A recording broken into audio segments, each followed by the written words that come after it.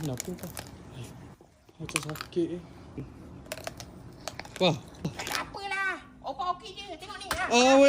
Weh. Opa sakit belakang kan? Man duk dengar dari tadi bunyi kriak-kriuk dari tadi. Opa jangan tipu, Pak. Oi. Pak. Alamak, terkantoi pula ni. Pak, Opa ni apa? Opa sakit Pak? Pak. Inilah bunyi kriak-kriuk dari tadi, Pak.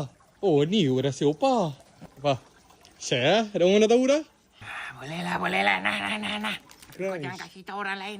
Ini Crunch Double Chocolate. Ni dalam dia ada aiskrim coklat. Lagi luar dia ada kacang-kacang macam ni. Ini yang bunyi. Tengok Ni mana nak dapat, Pak? Mari sini, Opa tunjuk kau saya dapat ni dekat mana, mari. Ni Opa ada tanam ni, Ui.